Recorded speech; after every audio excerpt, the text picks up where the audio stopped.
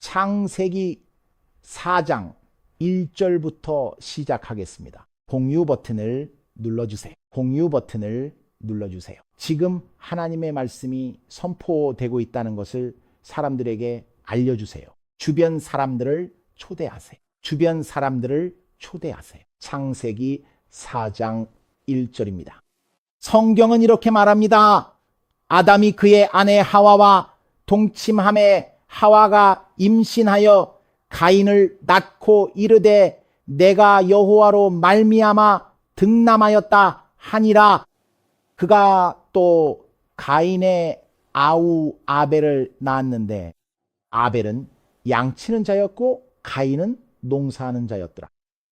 세월이 지난 후에 가인은 땅에 소산으로 제물을 삼아 여호와께 드렸고 아벨은 자기도 양의 첫 새끼와 그 기름으로 드렸더니 여호와께서 아벨과 그의 제물은 받으셨으나 가인과 그의 제물은 받지 아니하신지라. 가인이 몹시 분하여 안색이 변하니 여호와께서 가인에게 이르시되 네가 분하여 함은 어찌 됨이며 안색이 변하면 어찌 됨이냐. 네가 선을 행하면 어찌 낯을 들지 못하겠느냐. 선을 행하지 아니하면 죄가 문에 엎드려 있느니라. 죄가 너를 원하나 너는 죄를 다스릴지니라. 가인과 아벨 이야기의 이 대목에서 하나님은 가인에게 다가와 그를 설득하려 하십니다. 왜냐하면 그분은 가인의 마음속에 무엇이 있는지 아시기 때문입니다. 그분은 죄가 가인의 마음은 바로 앞에 있다는 것을 알고 계십니다. 그리고 하나님은 가인이 저지르려 하는 죄에 빠지는 것을 원치 않으십니다.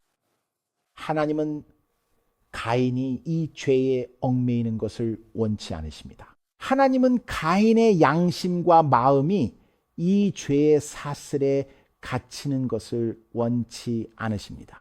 그래서 하나님은 가인에게 그가 이 죄를 다스리기를 원하신다라고 말씀하십니다.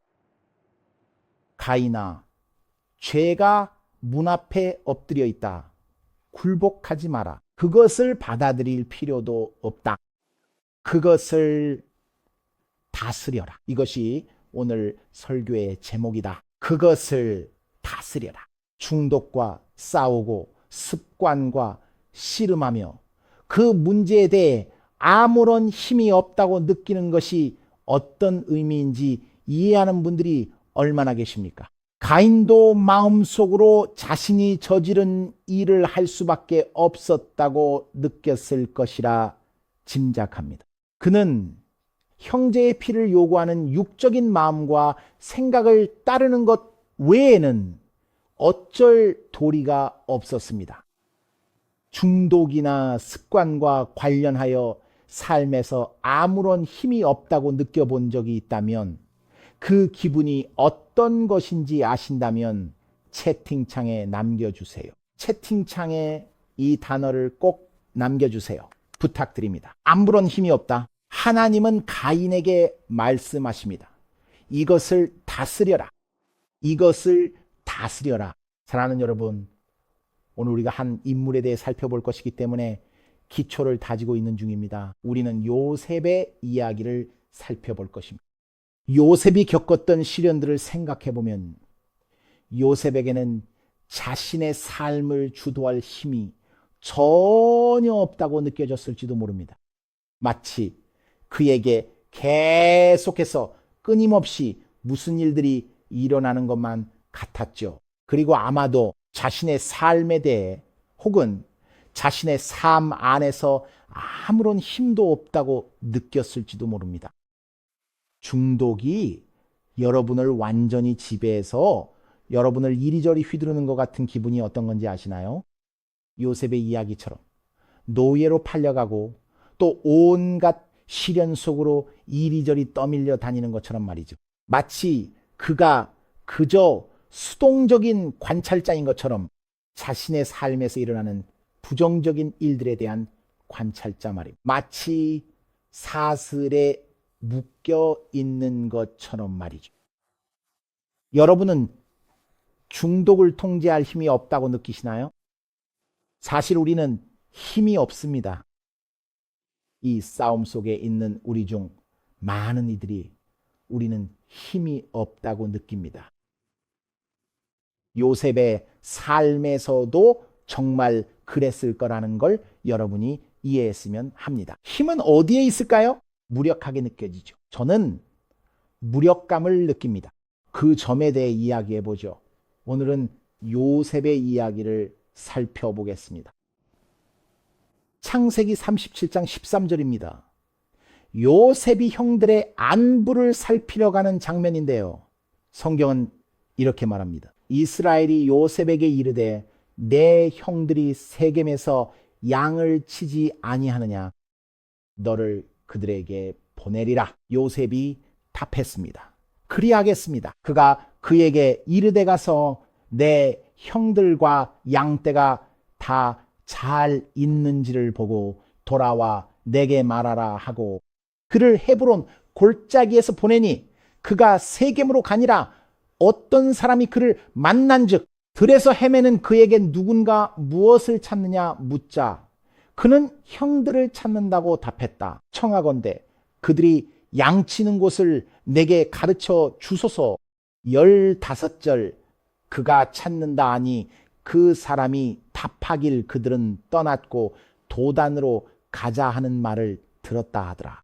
요셉이 그의 형들의 뒤를 따라가서 도단에서 그들을 찾으니라. 요셉이 그들에게 가까이 오기 전에 그들이 요셉을 멀리서 보고 죽이려고 꾀하여 서로 이르되 꿈꾸는 자가 오는도다.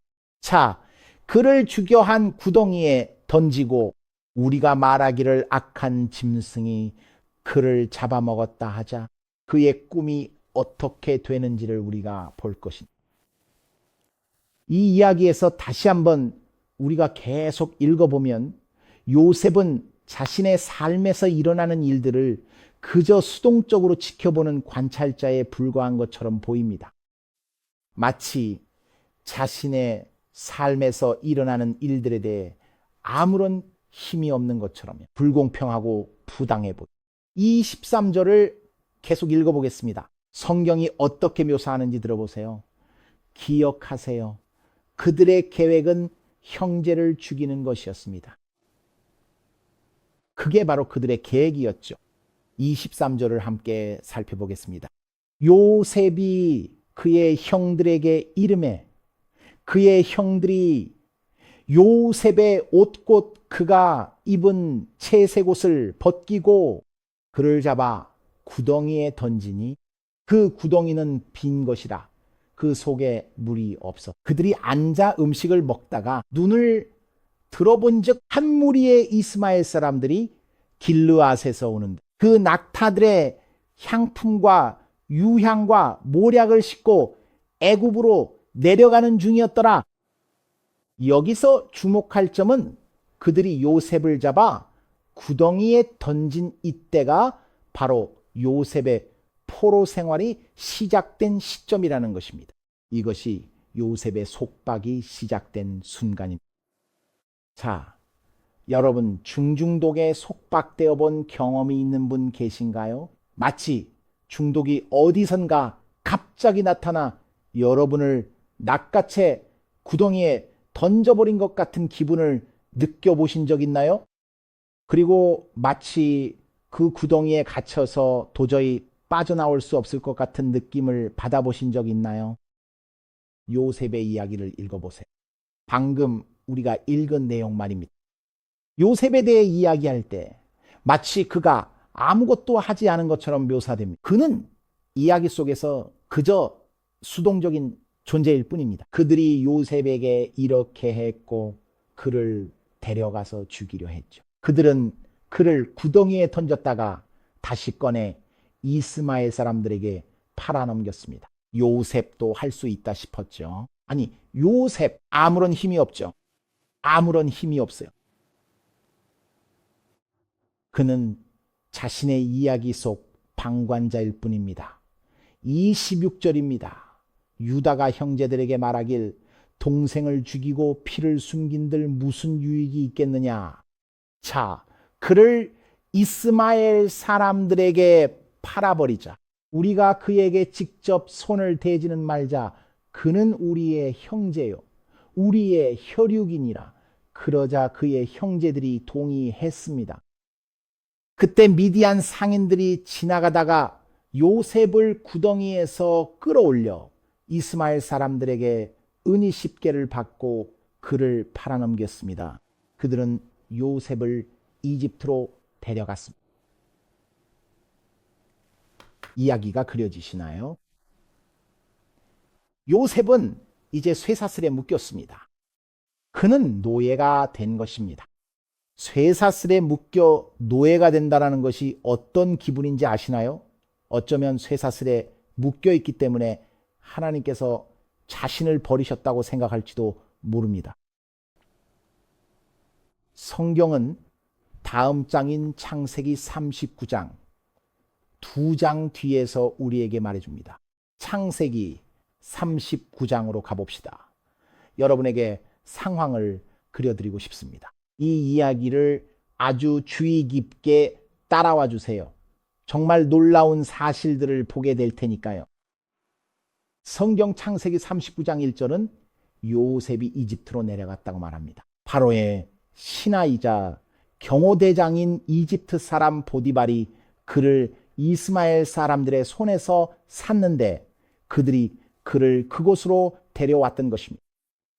그래서 요셉은 구덩이에서 노예가 되어 이집트로 가게 됩니다. 제 이야기를 잘 따라와 주세요.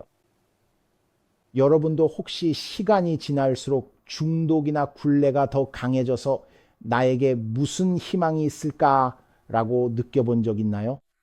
차라리 구덩이에 있었을 때가 낫지 싶을 때가 있죠. 적어도 구덩이에 있을 때는 지금만큼 나쁘지는 않았으니까요. 형들이 곁에 있었으니 나를 팔지 말라고 설득할 수도 있었을 텐데 말이죠. 하지만 요셉의 삶에 일어나는 사건이나 상황들이 하나씩 지나갈 때마다 그는 집에서 점점 더 멀어지고 있습니다. 그리고 요셉이 어떤 절망과 슬픔에 유혹받고 시험받았을지 여러분도 상상할 수 있을 겁니다. 하지만 이 절을 함께 주목해 봅시다. 여호와께서 요셉과 함께 하심으로 그가 형통한 자가 되었습니다. 그는 그의 주인인 이집트 사람의 집에 있었습니다. 주인은 여호와께서 요셉과 함께 하심을 보았고 그가 하는 모든 일을 형통케 하셨습니다. 요셉이 주인에게 은혜를 입어 섬기자 주인은 그를 가정 총무로 삼고 자기 소유를 다 맡겼습니다. 그가 요셉에게 자기의 집과 그의 모든 소유물을 주관하게 한 때부터 여호와께서 요셉을 위하여 그 애굽 사람의 집에 복을 내리심으로 여호와의 복이 그의 집과 밭에 있는 모든 소유에 미친지라. 주인이 그의 소유를 다 요셉의 손에 위탁하고 자기가 먹는 음식 외에는 간섭하지 아니하였더라. 요셉은 용모가 빼어나고 아름다웠더라. 자, 여기서 여러분이 보셨으면 하는 것은 이집트에 있는 요셉이 이제 주인의 집에 있다는 점입니다. 그리고 주인은 어느 정도 요셉에게 복을 주고 있는 셈이죠. 하지만 얼마 지나지 않아 그는 또 다른 위기를 맞이하게 됩니다. 7절입니다. 성경은 그 후에 그의 주인의 아내가 요셉에게 눈짓하다가 나와 동침하자고 말했다고 기록합니다. 하지만 그는 거절하며 말했습니다. 주인님은 집안일은 제게 다 맡기셨고 모든 소유를 제 손에 위탁하셨습니다. 이 집에서 나보다 더 큰 자는 없으며 주인이 다 허락해도 당신만은 안 됩니다. 당신은 그의 아내니까요. 그런즉 내가 어찌 이 큰 악을 행하여 하나님께 죄를 지을 수 있겠습니까? 여인이 매일 요셉을 유혹했으나 요셉은 듣지 않고 함께 있지도 않았더라. 마침 요셉이 이를 보러 집에 들어갔는데 아무도 없었습니다. 그때 여인이 옷을 잡고 동침을 요구하자 요셉은 옷을 버려둔 채 밖으로 도망쳤습니다. 자, 이제 이걸 보세요. 그 여인은 요셉이 자기 옷을 손에 버려두고 도망쳐 나간 것을 보고 집사람들을 불러 그들에게 말하기를, 보라, 주인이 우리를 희롱하려고 히브리 사람을 우리에게 데려왔도다 라고 하였더라. 그가 나와 동침하고자 내게로 들어오므로 내가 소리를 질렀더니 내가 소리를 질러 부르짖는 것을 듣고 그가 자기 옷을 내 곁에 버려두고 도망쳐 나갔나이다 하였더라. 성경은 요셉이 시험받고 있다고 말합니다. 그녀는 주인이 올 때까지 그의 옷을 곁에 두었습니다. 주인에게 이렇게 말했습니다. 당신이 데려온 히브리 종이 나를 희롱하려고 들어왔으므로 내가 소리쳐 부르짖자 그가 옷을 버려두고 도망쳤다 하니 주인이 아내의 말을 듣고 심히 노했다. 이에 요셉을 잡아 왕의 죄수를 가두는 옥에 가두었더라. 그가 그곳 감옥에 있었더라. 요셉이 다시 사슬에 묶였다는 사실을 여러분이 이해했으면 합니다. 혹시 여러분은 지독한 중독이라는 사슬에 묶여 고통받아 본 적이 있으십니까? 빠져나갈 길 하나 없는 칠흑 같은 감옥에 갇혀버린 것만 같은 그 숨막히는 기분이 도대체 어떤 것인지 혹시 아십니까?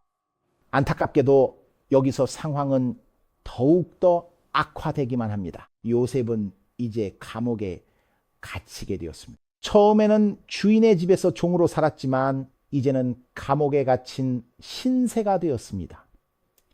주인의 집보다 더 큰 곳인 감옥의 말입니다. 하지만 21절에서 흥미로운 사실을 발견합니다. 성경은 이렇게 말합니다. 여호와께서 요셉과 함께 하시고 그에게 인자를 더하사 간수장에게 은혜를 받게 하심에 간수장이 옥중 죄수를 다 요셉의 손에 맡김으로 그 재반 사물을 요셉이 처리하고 간수장은 요셉에게 모든 일을 맡기고 간섭하지 않았습니다.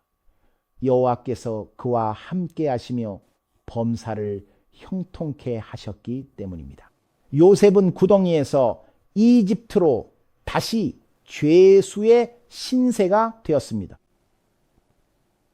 그리고 요셉은 자신의 삶에 대해 아무런 힘이 없었던 것처럼 보일지도 모릅니다. 오늘 여러분께 말씀드리고 싶은 것은 그것이 사실이라는 점입니다. 요셉에게는 힘이 없었습니다.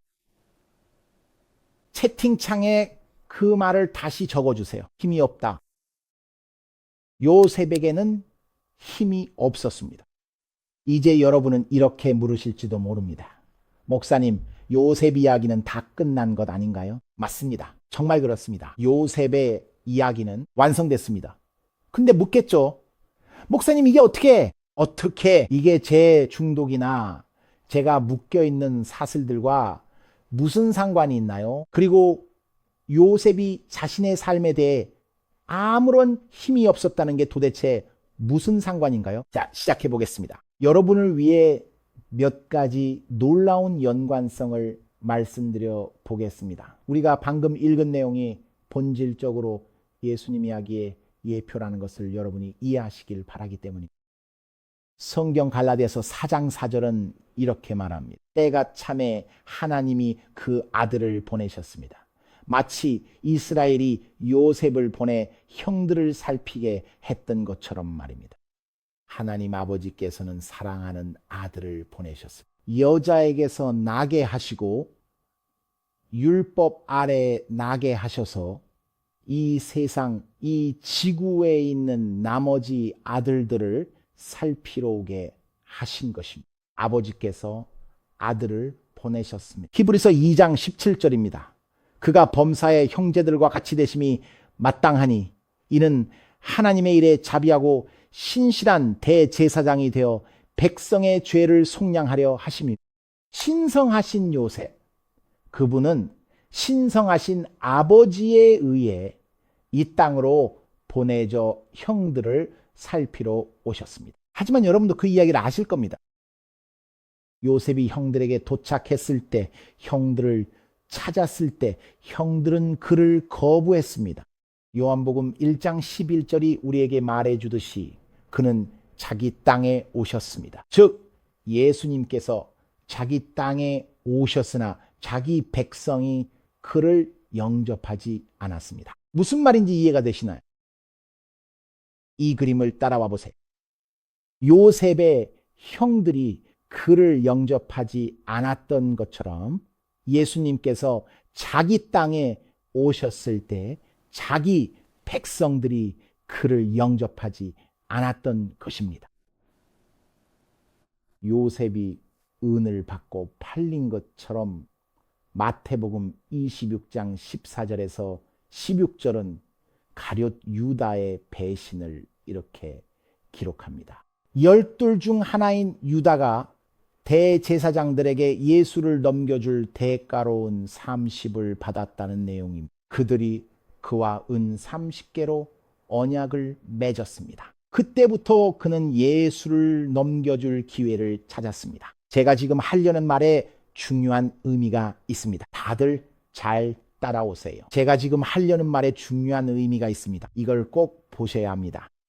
요셉이 팔리고 배신당했던 것처럼 예수님도 팔리고 배신당하셨습니다. 이제 흥미로운 점은요, 셉이 팔려가서 보디발의 집에 머물게 되는데 기억하시겠지만 바로 그 집에서 그가 거짓 누명을 쓰게 된다는 것입니다. 자, 은을 받고 배신당하신 뒤 예수님께는 어떤 일이 벌어졌을까요? 저와 함께 살펴보시죠. 마태복음 26장 57절에 성경은 이렇게 말합니다. 예수를 잡은 자들이 그를 끌고 대제사장 가야바에게로 가니 거기 서기관들과 장로들이 모여 있더라. 사실 누가복음 22장에서는 이렇게 기록되어 있습니다. 그들이 예수를 잡아 끌고 대제사장의 집으로 데려갔습니다. 자, 여러분, 요셉은 보디발의 집으로 끌려가 그곳에서 거짓 고발을 당하게 됩니다. 예수님은 대제사장의 집으로 끌려가시는데 그곳에서 마태복음 26장 59절에서 62절에 성경이 무엇이라 기록하고 있는지 한번 보시죠. 대제사장들과 장로들과 온 공회가 예수를 죽이려고 그를 칠 거짓 증거를 찾았으나 얻지 못했습니다. 많은 거짓 증인이 왔으나 그들은 아무것도 찾지 못했습니다. 마지막에 두 거짓 증인이 와서 이 사람이 하나님의 성전을 헐고 사흘 만에 다시 지을 수 있다 하더라 하니 대제사장이 일어나 예수께 묻되 아무 대답도 없느냐. 이 사람들이 너를 치는 증거가 무엇이냐. 예수님은 침묵하셨습니다. 대제사장이 물었습니다. 네가 하나님의 아들 그리스도인지 말하라. 예수께서 답하셨습니다. 네가 말하였느니라. 이후에 인자가 권능의 우편에 앉아 하늘 구름을 타고 오는 것을 너희가 보리라. 대제사장이 옷을 찢으며 외쳤다. 그가 신성모독했다. 어찌 더 증인을 요구하리요? 이 신성모독하는 말을 들었으니 어떠하냐? 그들은 사형에 해당한다라고 답했죠. 자, 여기 평행선을 따라와 보세요. 다들 준비되셨나요? 따라오고 계시면 채팅창에 2를 입력해 주세요. 다음에 올 내용이 준비되셨다면 채팅창에 2를 입력해 주세요. 보시다시피 요셉은 억울한 누명을 쓰고 감옥에 갇혔었습니다. 예수님은 억울한 누명을 쓰고 죽음으로 내몰리셨습니다. 성경은 우리에게 말합니다. 성경은 빌립보서 2장에서 우리에게 말합니다. 사실 마태복음 27장 15절입니다. 우선 그 부분을 먼저 읽어보죠. 명절이 되면 총독이 무리의 청원대로 죄수한 사람을 놓아주는 전례가 있더니, 자, 여기서 잠깐 멈춰 보세요. 우리가 읽어야 할 건 여기까지입니다. 요셉이 죄수였던 것처럼 예수님도 죄수이십니다. 하지만 요셉의 감옥 경험이 감옥에서 끝났던 것과 달리 예수님의 감옥 경험은 죽음까지 이어졌습니다. 성경 빌립보서 2장 8절은 이렇게 말합니다. 사람의 모양으로 나타나셨음에 자기를 낮추시고 죽기까지 복종하셨으니 곧 십자가에 죽으심이라. 네, 좋습니다. 방금 그렇게 했습니다. 방금 많은 준비를 했습니다. 왜냐하면 사랑하는 여러분, 제가 지금부터 보여드릴 내용은 정말 놀랍기 때문입니다. 제가 이 본문을 읽어드리면 여러분은 잠깐만요 라고 하실 겁니다. 왜냐하면 이제 여러분은 무덤 속에 계신 예수님이 하나의 그림자라는 것을 이해하시기 때문입니다. 본질적으로 감옥에 갇히신 예수님인 셈이죠. 문이 있는 곳, 감옥 말입니다. 잠시 후 본문에서 확인하게 될 겁니다. 하지만 살아가는 여러분, 이 내용을 꼭 확인해 주셔야 합니다.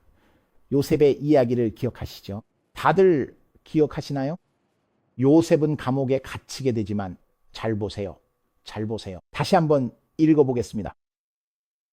여호와께서 요셉과 함께 하시고 그에게 인자를 더하사 간수장에게 은혜를 받게 하시매 간수장이 옥중 죄수를 다 요셉의 손에 맡김으로. 자, 여러분, 여기서 잠시 멈춰야겠습니다. 여기서 잠시 멈춰야겠어요. 여러분께 보여드리고 싶어서요. 아니요, 여러분 모두 이걸 보셔야 합니다. 요셉은 자신의 감금, 사슬, 속박, 그리고 파멸의 장소가 되어야 할 그곳에서 오히려 책임자가 되었습니다. 그는 감옥에 갇혀 있어야 할 그곳에서 오히려 높임을 받습니다. 죄수들이 그에게 맡겨줍니다. 네, 사랑하는 예수님, 차가운 무덤으로 보내졌던 자들과 억울하게 감옥으로 보내졌던 자들이 이제는 그곳에 가서 당당히 책임자가 되었습니다. 그들이 겪었던 고난의 시간들이 이제는 새로운 사명을 감당하는 귀한 밑거름이 된 것입니다. 자, 여기 계신 여러분, 자, 욥기 17장입니다. 감옥과 구덩이, 무덤의 연관성을 함께 살펴보겠습니다. 욥기 17장 13에서 16절입니다. 중독은 곧 다룰 테니 이 내용을 보시죠. 무덤이 내 집이 되고 어둠에 침상을 펴고 썩음에게는 아버지라 벌레에게는 어머니와 자매라 부르니 나의 희망이 어디 있으며 이제 나의 희망이 어디 있겠느냐? 나의 희망을 누가 보겠느냐? 우리가 흙 속에서 함께 쉴 때 그것들이 무덤의 빗장으로 내려가리라. 사랑하는 여러분, 예수님께서 감옥으로 가실 때 사랑하는 여러분 이해하셔야 합니다. 비록 나쁜 일처럼 보였지만 예수님께서는 그곳으로 가셨습니다. 예수님께서는 죽음으로 들어가셔서 감독자가 되셨습니다. 죄수들을 책임지는 분이 되신 것이죠. 스가랴 9장 11절입니다. 너로 말할진대 네 언약의 피로 말미암아 내가 네 갇힌 자들을 물 없는 구덩이에서 놓았나니. 어디라고요? 물이 없는 곳이요. 소망의 포로요. 요새로 오늘도 말한다. 내게 갑절로 갚으마. 이건 어때요? 이사야 42장 10절입니다. 눈먼 자들의 눈을 밝히며 갇힌 자를 이끌어내고 흑암에 앉은 자를 나오게 하느니라. 이사야 24장 22절입니다. 그들이 죄수가 깊은 옥에 같이 모이게 되고 옥에 갇혔다가 여러 날 만에 형벌을 받을 것이라. 사랑하는 여러분, 예수님께서 돌아가셨을 때 본질적으로 그분은 갇힌 자들의 감독자가 되셨다는 것을 여러분이 깨닫기를 바랍니다. 예수님께서 감옥에 들어가셨다는 사실에 기뻐하시는 분 계십니까?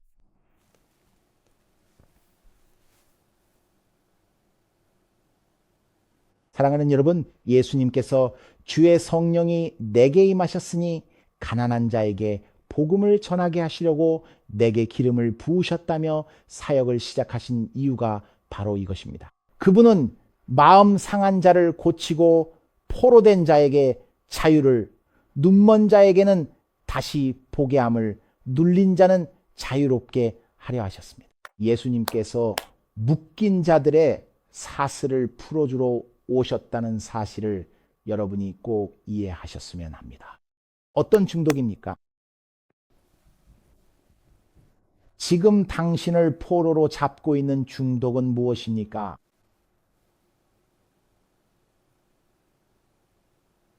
성경은 예수님께서 여러분을 자유롭게 하러 오셨다고 말씀합니다. 그리고 그분은 우리의 감옥으로 직접 들어오심으로써 그렇게 하셨습니다. 그분은 완벽하셨기에 그 감옥에서 높임을 받으셨습니다. 자, 이제 당신이 감독관이 될 것입니다. 당신이 죄수들을 책임지는 사람이 될 것입니다. 예수님께서 죄수들을 책임지는 분이라는 사실에 기뻐하시는 분 계신가요?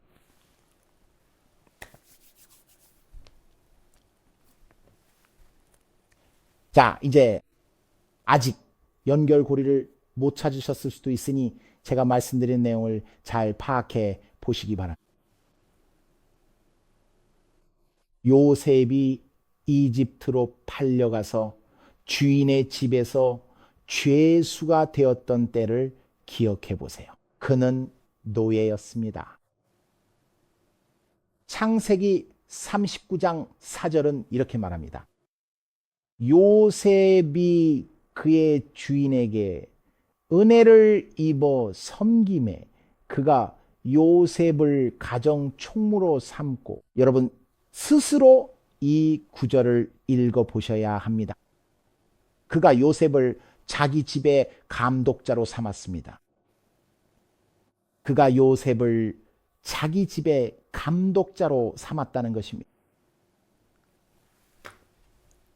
여러분, 요셉이 주인의 집에서 노예로 묶여 있는 바로 그곳에서 그는 그곳의 감독자였습니다. 좋아요. 다른 방식으로 설명해 볼게요. 현재 중독으로 인해 고통받고 있다고 해서 그것이 곧 당신이 그 중독을 스스로 다스릴 수 없다는 뜻은 결코 아닙니다.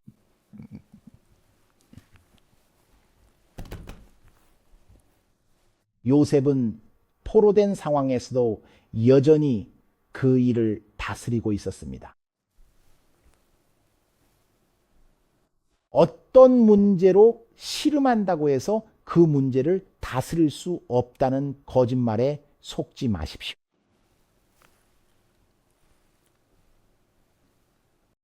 요셉이 노예로 있는 바로 그곳에서 그는 또한 다스리고 있습니다. 그는 그 집의 감독자입니다. 어릴 적 상처가 여전히 여러분을 올가매어 매일 이 문제와 씨름 중이구나 라고 느낄 수 있습니다. 하지만 씨름한다고 해서 그 문제에 굴복해야 하는 건 아닙니다. 사랑하는 여러분, 요셉은 죄수였지만 자유로웠습니다. 네, 정말 그렇습니다. 비록 우리가 죄와 욕망을 품은 이 육신 안에 살고 있지만 말입니다. 마치 육신이라는 감옥에 갇힌 기분이 들 때가 있죠. 기억하세요. 여러분은 그 몸을 다스릴 수 있습니다. 제 말 이해하시나요? 제가 무슨 말을 하는지 알아듣고 계신가요? 잘 보세요. 요셉은 그 집의 감독자였고 창세기 39장 21절을 기억하십시오. 여호와께서 요셉과 함께 하시며 간수장에게 은혜를 입게 하셨습니다. 간수장은 옥에 갇힌 죄수를 다 요셉의 손에 맡겼습니다. 요셉이 모든 일을 처리하니 간수장은 그에게 다 맡기고 간섭하지 않았습니다. 여호와께서 요셉과 함께 하시며 그가 하는 모든 일을 형통하게 하셨기 때문입니다. 요셉이 모든 걸 운영 중입니다.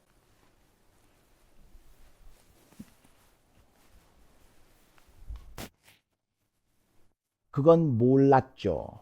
그렇죠? 감옥에 갇혀서도 여전히 모든 것을 운영할 수 있다는 사실을 몰랐을 겁니다. 알고 있었나요?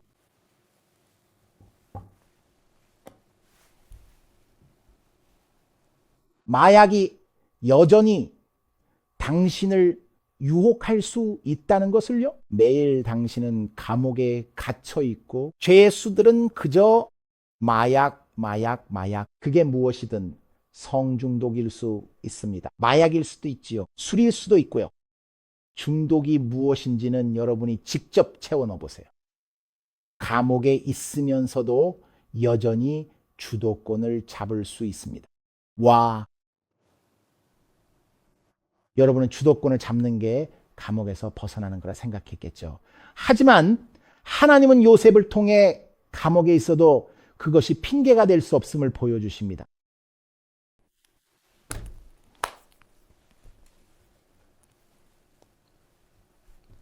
요셉은 자신이 갇힌 곳을 다스렸습니다. 포로 생활 중에도 그는 다스렸습니다. 왜일까요? 문제는 왜냐는 거죠. 어떻게 요셉은 그곳에서 다스릴 수 있었을까요? 아니요. 술에 취해서는 주도권을 잡을 수 없습니다. 술이 여러분을 부를 수는 있죠. 그리고 주도권을 잡는다는 것. 그러니까 굳이 다 말하고 싶지는 않네요. 보세요. 술에 취하면 그건 이미 끝난 겁니다. 이미 진 거예요. 여러분은 주변 환경에 굴복하고 있는 겁니다. 요셉은 환경에 굴복하지 않았습니다. 술이 매일 유혹해도 하나님의 은혜로 내가 주도권을 쥐고 있다고 당당히 말할 수 있습니다. 술과 담배, 이제 끊겠다. 내가 주도권을 쥐고 있으니까 나는 보지 않겠다. 다들 제 말 이해하고 계신가요? 유혹은 매일 또 매일 여러분을 찾아올지도 모릅니다. 보디발의 아내처럼 말이죠. 그건 한 번으로 끝나는 일이 아니었습니다. 매일 또 매일 계속되었죠. 유혹은 항상 그곳에 있었습니다. 채팅창에 1번을 입력해 주세요. 보디발의 아내 같은 유혹이 매일 또 매일 여러분을 찾아오는 게 어떤 기분인지 아시는 분들은요. 여러분에게 보디발의 아내는 무엇일까요? 술일 수도 암페타민일 수도 있습니다. 혹은 그 무엇이든 될 수 있죠. 그 마약일 수도 있죠. 여러분이 보고 있는 그 무언가일 수도 있습니다. 보디발의 아내는 절대 포기하지 않을 겁니다. 그녀의 임무는 매일 여러분을 괴롭히고 매일 나와 동침하자고 말하는 것입니다. 나와 동침하자. 하지만 요셉은요, 이걸 보세요. 요셉, 여러분 준비되셨나요? 요셉에게는 힘이 없었습니다.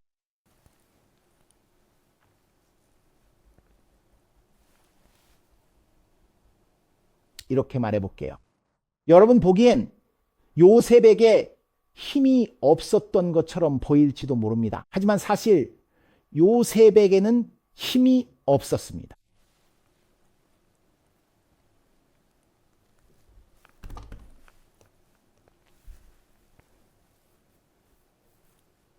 이해하셨다면 채팅창에 7을 입력해 주세요. 요셉에게는 힘이 없었습니다.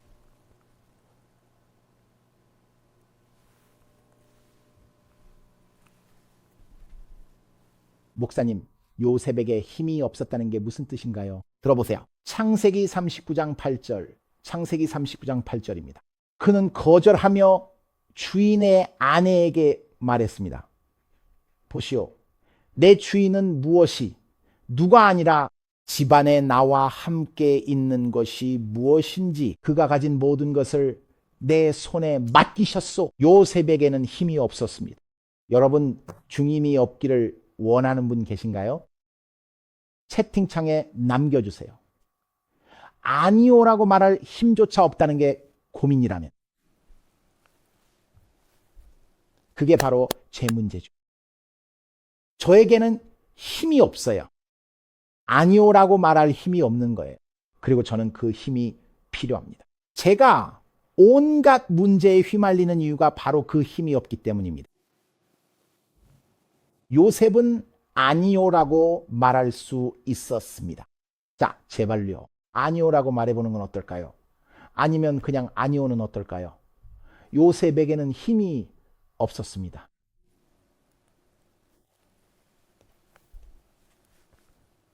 포로 생활 중에도 그는 어떻게 다스릴 수 있었을까요? 그에게는 힘이 없었습니다. 그는 집에서 아니오라고 말할 힘은 있었습니다. 그는 아니오라고 말할 힘이 있었습니다. 감옥에서 절망할 힘조차 요셉에게는 없었습니다. 여러분 중 얼마나 많은 분들이 자신에게 힘이 없다고 느끼시나요? 그 이유는 여러분에게 힘이 없지 않기 때문입니다. 아까 제가 한 말, 우리는 힘이 없다는 게 아닙니다. 우리는 그 어떤 힘도 없다는 뜻입니다. 우리는 힘이 없습니다. 아니요, 의도한 말입니다. 우리는 결코 힘이 없는 존재가 아닙니다. 우리는 힘이 필요 없습니다. 문제는 우리 중 많은 이들에게 힘이 없다는 겁니다. 그리고 우리는 힘이 없기 때문에 정말로 힘이 없는 상태입니다.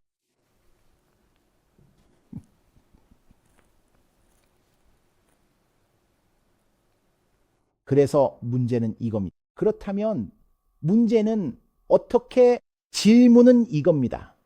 어떻게 내 삶에서 힘을 비울 수 있을까요? 어떻게 하면 아니오라고 말할 힘을 얻을 수 있을까요?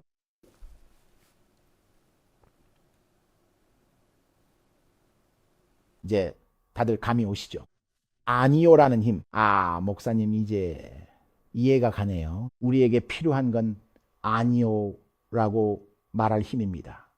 우리가 삶에 힘이 없는 이유는 거절할 힘이 없기 때문입니다. 거절할 힘이 있었다면 이런 상황은 아니었을 겁니다. 제게 아니오라고 말할 힘이 있었다면 그 중독은 저를 붙잡지 못했을 겁니다. 제 말 무슨 뜻인지 아시겠어요? 아니오라는 힘. 아니오라는 힘. 로마서 6장 16절입니다.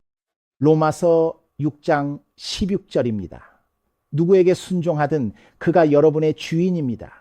죄에 순종하면 사망, 의에 순종하면 의로움에 이릅니다. 파라오의 아내가 내가 다스리니 넌 내게 복종해라고 했던 거 기억하시죠? 그때 요셉이 뭐라고 했나요? 그가 아니오라고 했어요. 그는 아니오라고 말했습니다. 그에게는 아니오라고 할 힘이 있었던 겁니다. 패배한 상태가 아니더라도 전투 중인 상태일 수는 있습니다. 다시 말할까요? 괜찮습니다. 전투 중일 수 있고 그 전투가 치열할 수도 있죠. 그리고 힘들고 그런 모든 것들 말입니다. 패배한 상태가 아니더라도 전투 중인 상태일 수는 있습니다.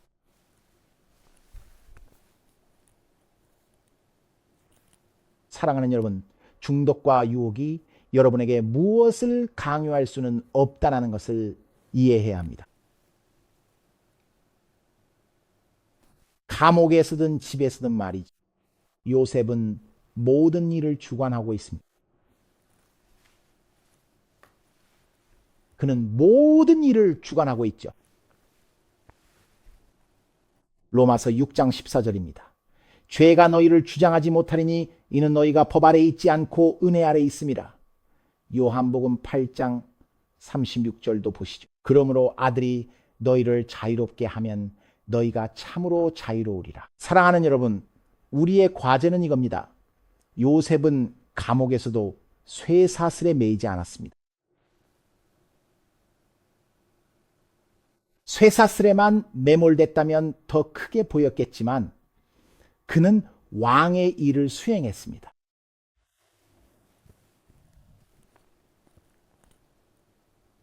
만약 요셉이 자신의 불행에 집중하고 왕의 일과 자신의 내면의 기준을 무너뜨렸다면 우리는 지금 다른 이야기를 읽고 있었을 것입니다. 어쩌면 우리는 요셉에 대해 전혀 읽지 못했을지도 모릅니다. 하지만 감옥 한가운데서도 그는 쇠사슬에 집중하지 않았습니다. 그는 성령의 인도하심 아래에서 자신이 될 수 있는 최고의 사람이 되는데 집중하고 있습니다. 그렇다면 질문은 이것입니다. 어떻게 아니오라고 말할 수 있는 힘을 얻을 수 있을까요? 어젯밤 여기 계셨던 분들은 이미 들으셨겠지만 떠나기 전 다시 한번 말씀드리겠습니다. 이 점은 꼭 이해하셔야 합니다. 정말 강력한 생각이기 때문입니다. 네, 쇠사슬에 집중하지 마십시오. 당신의 감옥에 집중하지 마십시오. 아버지의 일, 곧 왕의 일에 집중하십시오. 중독은 몸이 무언가를 갈구하며 울부짖는 것입니다.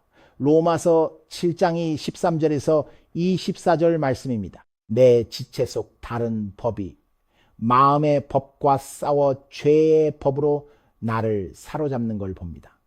오호라, 나는 곤고한 사람이로다. 이 사망의 몸에서 누가 나를 건져낼까? 죄란 무엇일까요? 바로 육체의 갈망입니다. 그것이 바로 정욕입니다. 육체가 무언가를 갈망하고 너무나 간절히 원해서 아니오라고 해야 할 때 예라고 말하게 되는 것이죠. 우리는 죄에 대해 아니오라고 말하는 대신 예라고 말합니다. 성경 야고보서 1장 14절에서 15절은 말씀합니다. 각 사람이 시험을 받는 것은 자기 욕심에 끌려 미혹됨이니라고 말이죠. 욕심이 잉태한 즉, 여기서 욕심은 곧 갈망을 의미합니다. 강렬한 욕구, 갈망이죠. 그것이 죄를 낳습니다. 그리고 죄가 장성한 즉 사망을 낳느니라. 주목하세요. 육체는 정욕을 갈망합니다. 육체의 소욕과 성령은 서로 대적하여 너희가 원하는 것을 하지 못하게 합니다. 육체의 중독이란 육체가 무언가를 갈망하는 것입니다. 사랑하는 여러분, 잘 보세요. 원래는 이렇게 되어야 영이 육체를 다스려야 하는 것이죠. 그리스도인의 삶에서 말입니다. 하지만 우리 중 많은 이들에게는 육체가 영보다 더 강합니다. 육체의 정욕이 성령의 갈망보다 강합니다. 성령의 갈망도 존재하죠.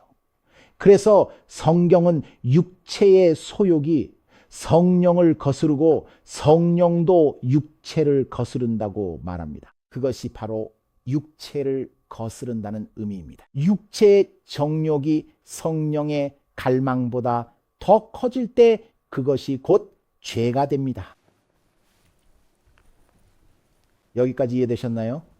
죄란 육체의 갈망이 성령의 갈망보다 커지는 불균형 상태라는 점을 이해했으니, 그렇다면 우리가 해야 할 일은 육체를 약화시키고 영을 강화하는 것입니다. 다들 따라오고 계신가요? 우리는 육체를 약화시키고 영을 강화해야 합니다. 그렇다면 이제 육체를 약화시키는 가장 강력한 방법은 무엇일까요? 그 답은 예수님께서 사역을 시작하실 때 하셨던 일에서 찾을 수 있습니다. 성경 마태복음 4장 1절은 우리에게 이렇게 말합니다. 그때 예수께서 성령에게 이끌려 마귀에게 시험을 받으러 광야로 가사. 왜 이 구절이 그렇게 중요할까요? 이게 힘이 없다는 것과 무슨 상관이 있을까요? 기억하세요. 갈라디아서 5장 16절에서 예수님은 성령에게 이끌리고 계십니다. 성경은 이렇게 말합니다. 성령을 따라 행하십시오. 육체의 욕심을 이기게 됩니다. 예수님은 성령에게 이끌려 광야로 가셨습니다. 무엇을 하기 위해서일까요? 금식하기 위해서. 금식이란 무엇일까요? 그것은 육체의 욕심을 채우지 않는 행위입니다. 말 그대로 금식이라는 것은 여러분이 의도적으로 자신의 육체를 조금 더 약하게 만드는 그런 과정이라고 할 수 있습니다.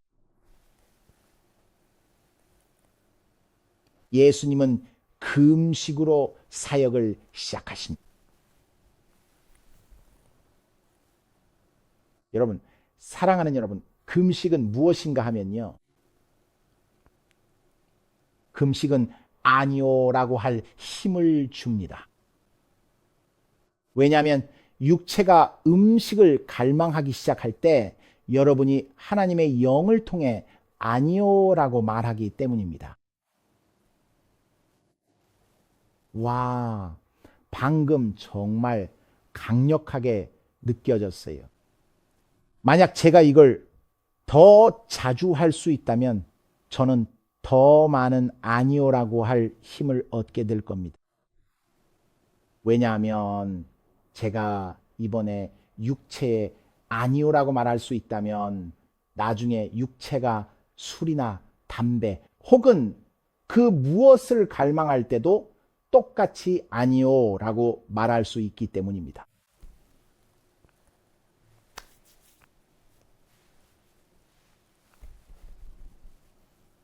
금식할 때 여러분은 말 그대로 육체를 비우는 것입니다. 아무것도 들어가지 않으니까요. 육체를 비우는 거죠. 이게 왜 중요할까요? 그 이유를 말씀드릴게요. 구약 성경에 나오는 이야기를 하나 예로 들어보겠습니다. 구약 성경에 보면 빚을 지난 여인이 나옵니다.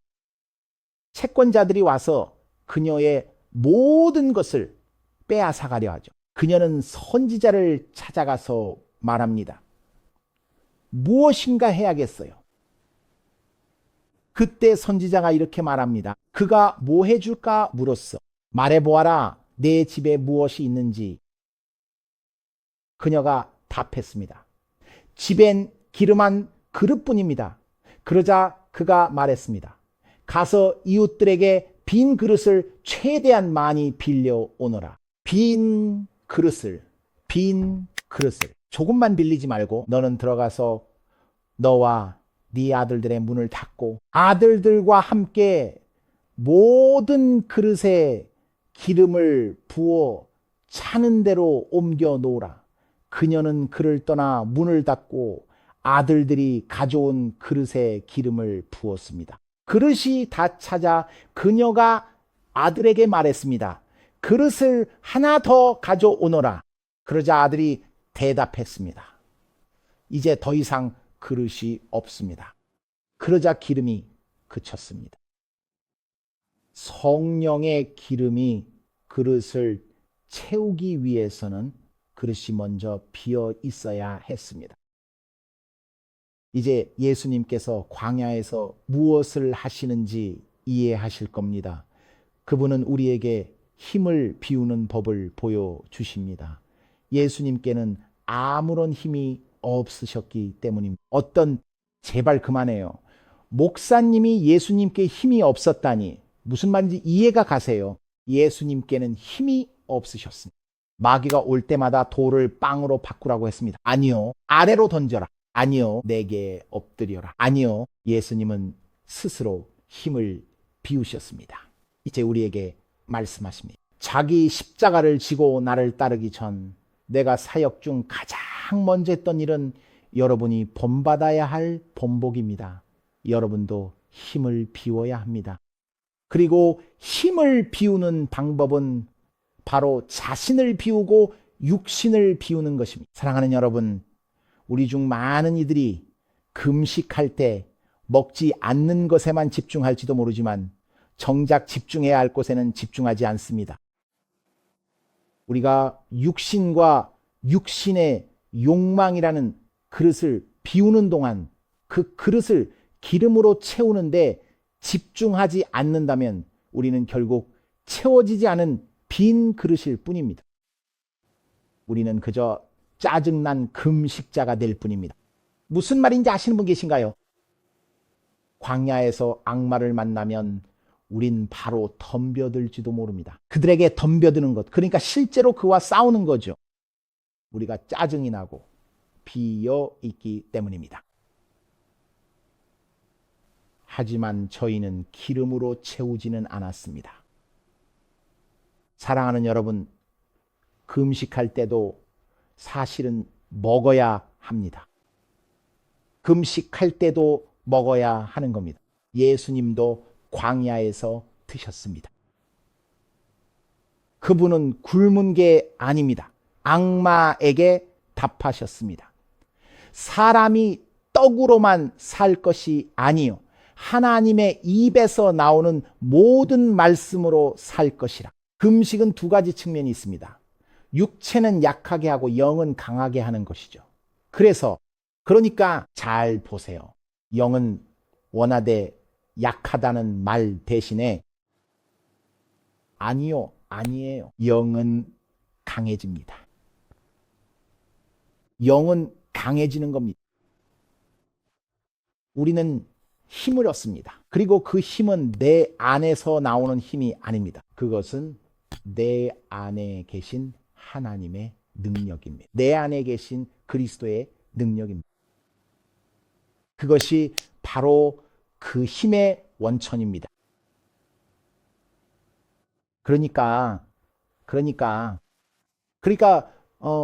예수님께서 말씀하시길, 아니, 예수님께서 광야에서 나오신 후에 잘 보세요. 성경은 이렇게 말합니다. 예수께서 성령의 능력으로 갈릴리에 돌아가시니, 여러분 보셨나요? 그분은 성령에 이끌려 광야로 가셨습니다. 돌아오실 때는 성령의 능력으로 돌아오셨습니다. 사랑하는 여러분, 우리가 감옥에서 승리할 수 있는 유일한 방법, 우리가 포로된 상태에서 다스릴 수 있는 유일한 방법은 성령의 능력 안에 거하여 내 힘이 없는 상태가 되는 것입니다.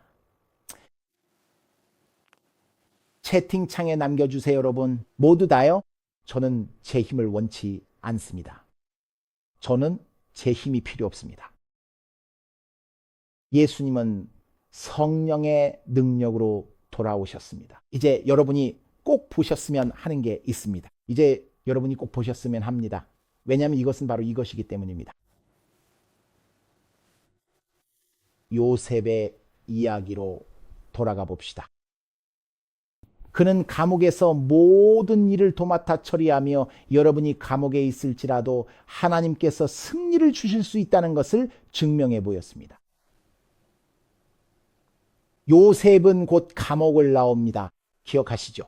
바로가 꿈을 꿉니다. 그 꿈에서 기근을 본 그는 요셉을 부릅니다. 이 장면을 주목해 주세요. 창세기 41장 38절입니다. 바로가 신하들에게 말하길, 이와 같이 하나님의 영이 함께하는 사람을 우리가 어디서 찾을 수 있겠느냐. 거기서 멈춰보세요. 예수님은 성령의 능력으로 돌아오셨습니다. 바로는 이런 사람을 우리가 찾을 수 있겠느냐고 묻습니다. 누구 안에 말이죠? 누구 안에 말입니다. 화면으로 다시 돌아가 봅시다. 누구 안에 하나님의 영이 있는가? 요셉의 능력은 어디서 왔을까요? 그건 하나님의 영 때문입니다. 성경은 요셉이 어떻게 그 능력을 얻었는지 말하지 않죠. 알 수는 없지만 예수님을 통해선 알 수 있습니다. 그럼 예수님은 어떻게 그 능력을 가지셨을까요? 제 모델은 예수님이시니까 저도 예수님이 하신 대로 해야 합니다. 돌아와서 본문으로 돌아가 봅시다. 이 부분 확인해 주세요. 이제 마칠게요. 여러분, 모두 이것을 확인해 보세요. 바로가 요셉에게 말했습니다. 하나님께서 이 모든 것을 내게 보이셨으니 너와 같이 명철하고 지혜 있는 자가 없도다. 너는 내 집을 다스리라. 내 백성이 다 내 명령에 복종하리니 내 백성이 다 내 말에 따르리라. 내가 너보다 높은 것은 내 왕좌뿐이니라.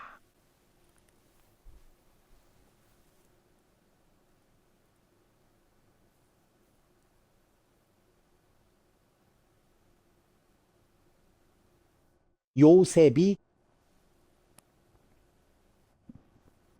그는 지금 이집트 전역을 평화롭게 다스리고 있습니다.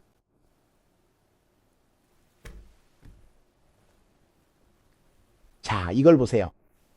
기억하시죠? 이야기는 요셉이 구덩이에 던져지는 것으로 시작됐잖아요.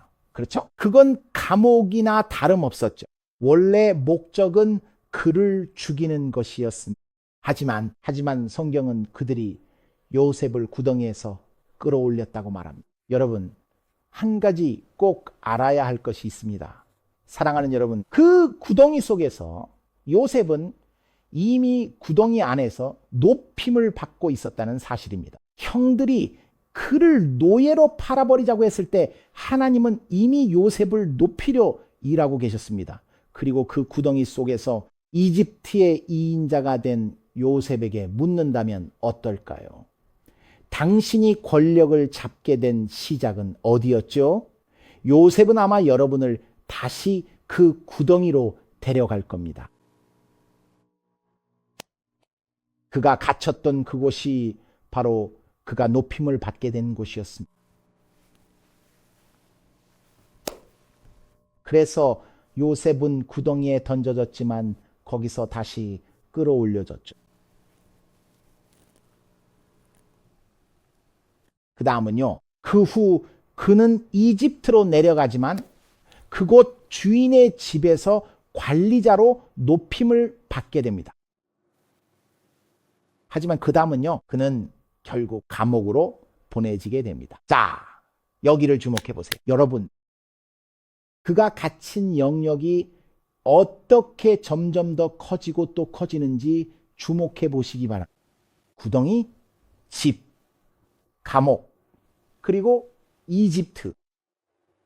이집트 역시 요셉에게는 여전히 감옥이었습니다.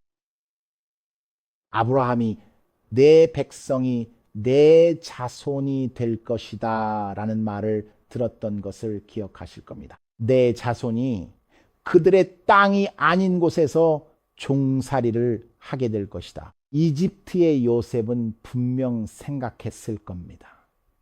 이게 아브라함에게 하신 약속이 이루어지는 과정인가?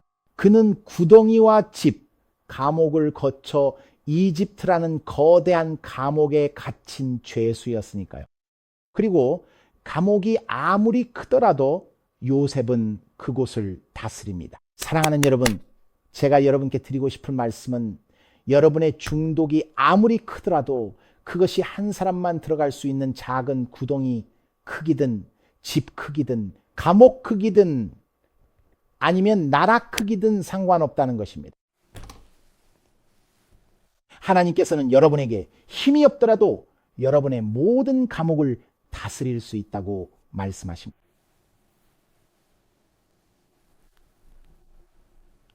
하나님께서 어떻게 일하시는지 보이시나요? 사랑하는 여러분, 요셉이 놓였을 때 여러분은 깨닫고 계신가요? 요셉이 감옥에 갇혔을 때 성경은 그가 왕의 죄수들이 수감되는 곳, 즉 왕의 감옥에 갇혔다고 문자 그대로 기록하고 있습니다. 요셉은 노예입니다. 어떻게 그가에 속한 감옥에 갇히게 된 것이 따로 마련된 곳 말입니다. 혹시 왕의 죄수들을 가두기 위해 만들어진 바로 그 감옥을 말씀하시는 건가요? 마치 겉보기에는 추락 같고 겉보기에는 강등 같은 이 모든 상황들 속에서 예수님께서는 그저 자, 이제 너를 더 높은 곳으로 이끌어 주겠다고 하시는 것 같습니다. 겉보기에는 더 낮은 곳으로 떨어지는 것 같지만 실제로는 내가 너를 점점 더 높은 곳으로 이끌고 있는 것이다. 우리는 살면서 얼마나 자주 상황이 점점 더 나빠지기만 하는구나라고 생각하나요? 하지만 하나님께서는 키스 너에게 그 감옥이 구덩이 크기든 나라 크기든 상관없이 그곳에서 다스리라고 부르신다는 사실을 깨닫지 못하는 것이죠. 당신의 감옥을 다스리십시오. 당신의 감옥을 다스리십시오.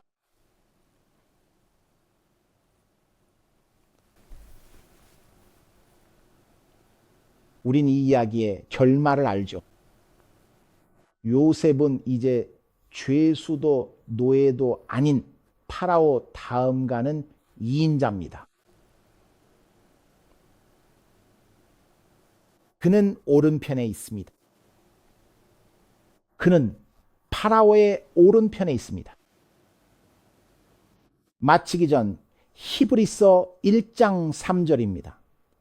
그는 하나님의 영광의 광채시요 그 본체의 형상이시며 능력의 말씀으로 만물을 붙드시고 죄를 정결하게 하신 후 높은 곳에 계신 지극히 크신 이의 우편에 앉으셨느니라.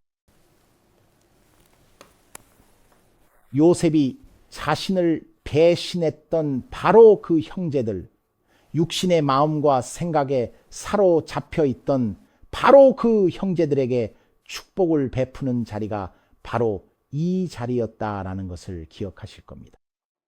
그들이야말로 도움이 절실할 때 요셉을 찾아와 도움을 구하게 되는 바로 그 사람들입니다.